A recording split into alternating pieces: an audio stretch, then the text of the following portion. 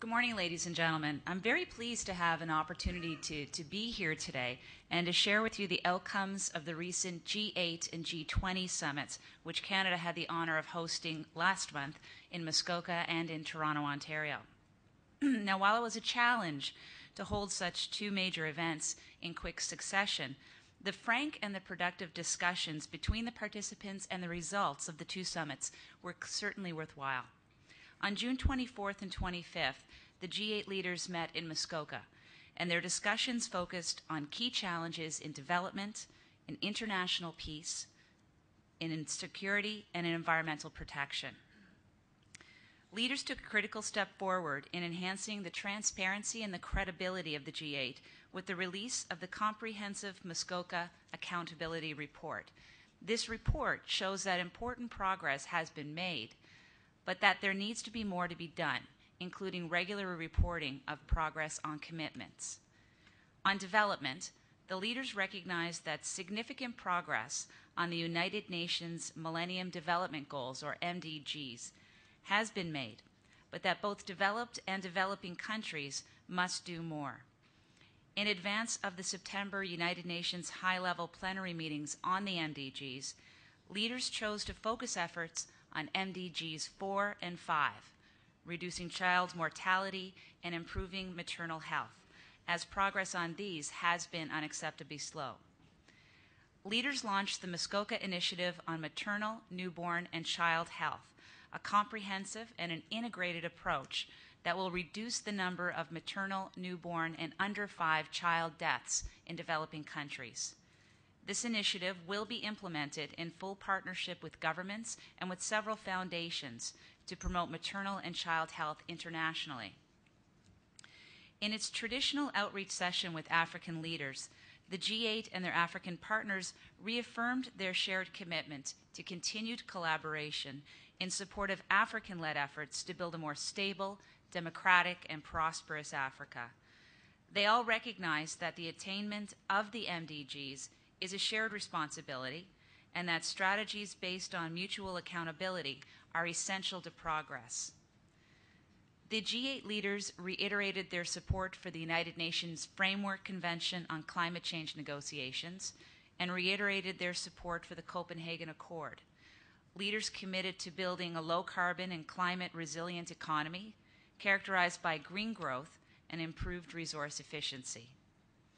On security, the leaders were united in their support of UN Security Council Resolution 1929 and its clear goal: Iran must comply with its international obligations and engage in a real dialogue on its nuclear activities. Leaders condemned the attack by North Korea on March 26 that caused the sinking of the South Korean naval vessel and demanded that North Korea take responsibility for its actions. Leaders also discussed the upcoming Kabul conference and the need for the Afghan government to show progress in addressing its security and governance challenges. On the Middle East, leaders urged all parties to work to ensure the flow of humanitarian and commercial goods to and from Gaza and welcomed Israel's new policy to this end. Now, following the G8 summit, the G20 leaders met in Toronto under its new role as the premier forum for international economic cooperation at a critical juncture in the global economic recovery. They reaffirmed their collective resolve to safeguard and to strengthen recovery and to also foster a strong, sustainable, and balanced growth. The leaders' decisive actions over the past 2 years have helped protect their citizens from global recession and have fueled economic growth. Yet the global economy, as we know, remains fragile, and the unbalanced nature of the expansion now poses risks to growth. As our economies begin to emerge from the recession, we must also continue to focus our efforts on creating and preserving jobs. This includes an active labor market policies that will assist those who become or remain unemployed and need help adjusting to our changing economies. To give you an example, the Government of Canada, through its Economic Action Plan, has invested $19 billion this year to promote and to create jobs, to strengthen Canadian innovation, and to build a strong foundation for Canada's future. Specific measures that we have put in place include personal income tax relief, stimulus to modernize infrastructure and improve social housing, investment in post-secondary education and research, also investment in technology and innovation, and of course environmental protection. And the plan is working. In the month of June, 93,000 new net jobs were created in Canada, and this lowered our unemployment rate to 7.9%, which means that in the past year, Canada has created more than 400,000 new jobs, almost at the same level pre-recession. Canada is also investing heavily in labor market training.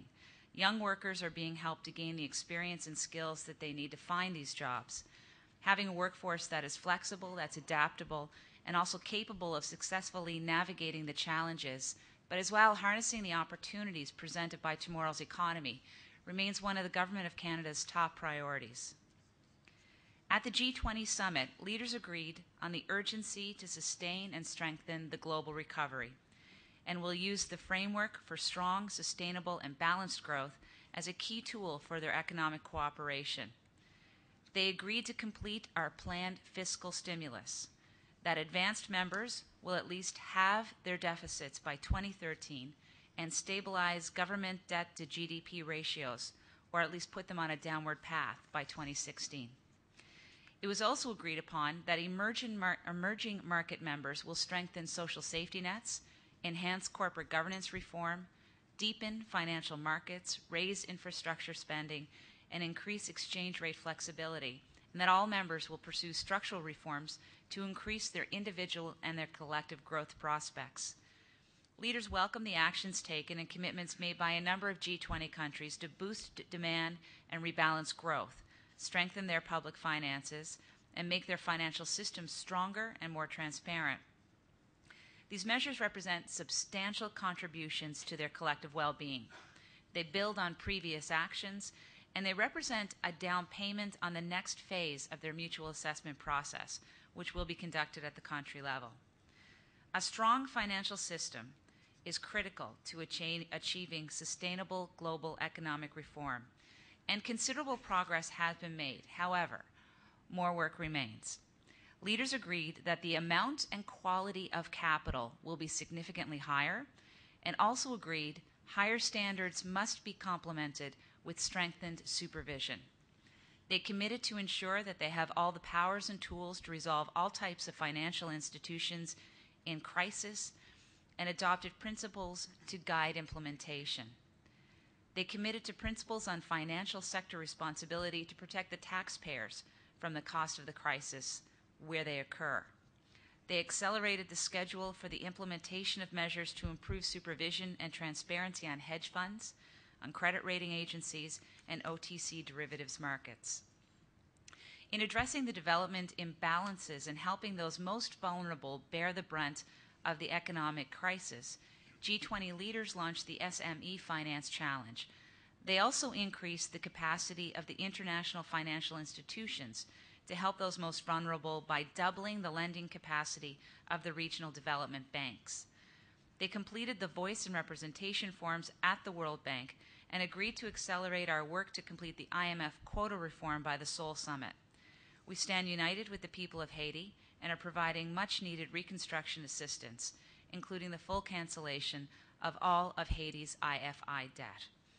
Recognizing the global trade is a driver for global growth, we extended their standstill agreement to resist protectionism for an additional 3 years, and will continue our efforts in support of a conclusion to the WTO Doha round of negotiations.